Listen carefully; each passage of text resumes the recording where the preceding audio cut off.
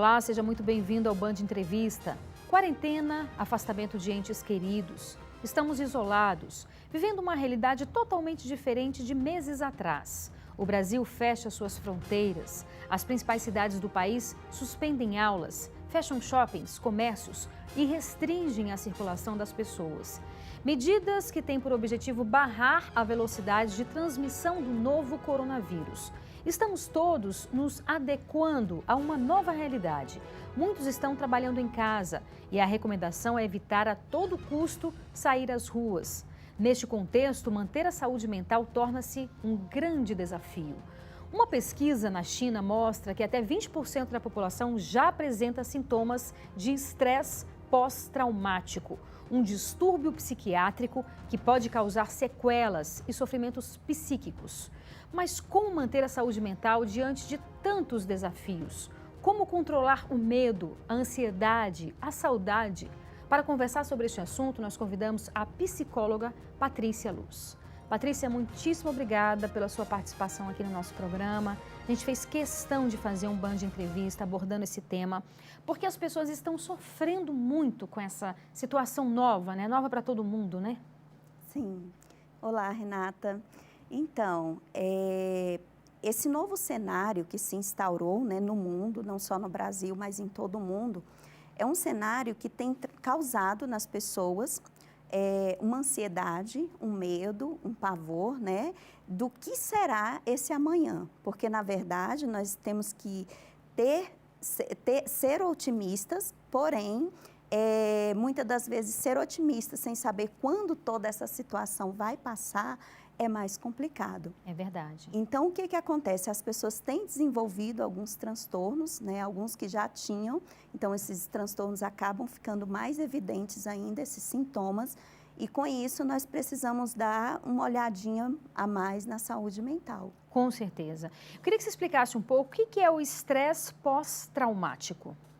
O estresse pós-traumático, que é um transtorno, né, que nós chamamos o TEP, que é o transtorno do estresse pós-traumático, ele é um transtorno que ele se desenvolve a partir de um trauma que a pessoa tem, como, por exemplo, um acidente, tanto um acidente natural quanto um acidente, vamos supor, de carro, um desemprego, às vezes algo que aconteceu na vida da pessoa. Algum tipo de violência. Violência, sexual, abuso. abuso. Exatamente. E a pessoa começa a desenvolver esse transtorno após o estresse que ele passou e tudo que for similar àquilo que Ou que na mente dele seja, né? Que ele faça essa Exatamente. associação, né? Ele associa, então ele começa a ter pavor daquela situação. Uhum. Então é como aquela pessoa que teve um acidente, então ela não vai dirigir, ela fica por um bom tempo sem querer até entrar em um veículo, vamos supor, né? Então o estresse pós-traumático, ele é nada mais do que isso. Uhum. Você citou aí um exemplo, mas eu queria que você citasse alguns exemplos para que quem está em casa possa perceber. Por exemplo, às vezes a pessoa, pode ser também que a pessoa não se dê conta que ela está passando por um estresse pós-traumático, ou seja, que ela nem se dê conta do trauma, do que causou o trauma, isso pode também acontecer e apresentar só sintomas? Pode, desde que ela desde que essa intensidade também não seja tão ampla, porque se foi uma intensidade maior, ela vai perceber os sintomas, Tá. Porque os sintomas são muito evidentes, entende? Entendi.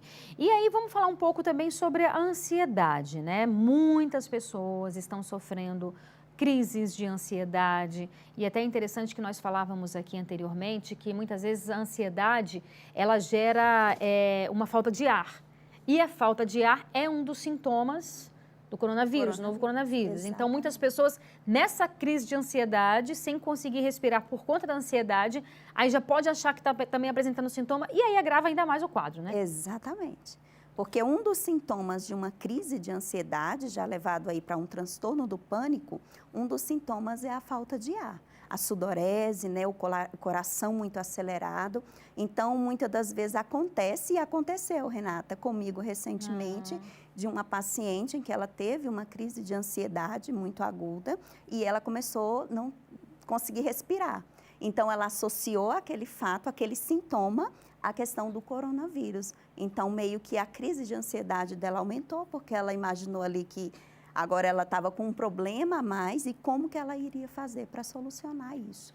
Recentemente, o governo autorizou a possibilidade de médicos, e aí também entra os psicólogos, né? De você fazer os atendimentos via online, né? Que nesse momento é extremamente oportuno. Exatamente. Eu quero que você fale um pouco sobre isso, mas antes eu quero te perguntar o seguinte, não é todo mundo, Patrícia, infelizmente, que tem acesso a um psicólogo, não é todo mundo que pode pagar um psicólogo, um psicanalista, um psiquiatra, né? Então, para essas pessoas que estão em casa nos vendo, qual seria a principal recomendação quando está nesse ápice dessa ansiedade, que está no ápice desse desespero, ou nessa crise mesmo?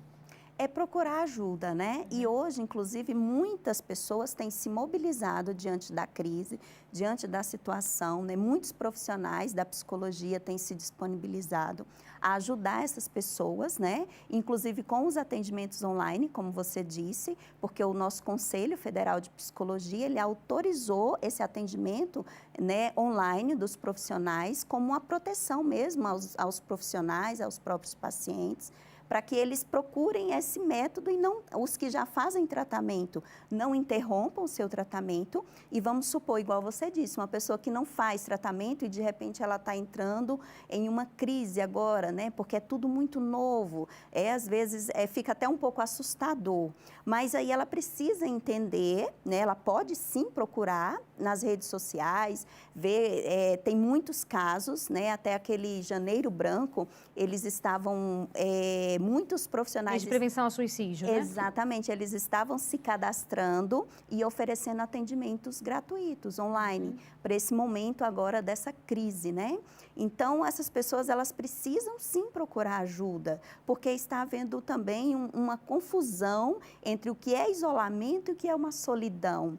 Esse isolamento, ele é apenas uma medida de proteção, né? Para não disseminar esse vírus no momento da crise, né? E que, por sinal, a gente faz um parênteses, é extremamente importante as pessoas ficarem em casa, né? Extremamente importante. Fiquem em casa, né? Procurem métodos, estratégias. Eu sei que é um momento muito novo, até difícil de se controlar, né, de conduzir essa nova situação, mas se a pessoa começar a apresentar algum sintoma, ela tem sim que procurar ajuda, né, e procurar se alimentar de informações que não sejam fake news. A gente vai falar um pouco sobre isso também, que é muito importante. Isso. E olha só, a gente lembra que esse programa ele é gravado, mas você também pode e deve participar com comentários e sugestões de entrevistas. Anote aí o nosso WhatsApp, 999769204. E agora a gente faz um breve intervalo, é bem rápido, não sai daí que a gente espera você.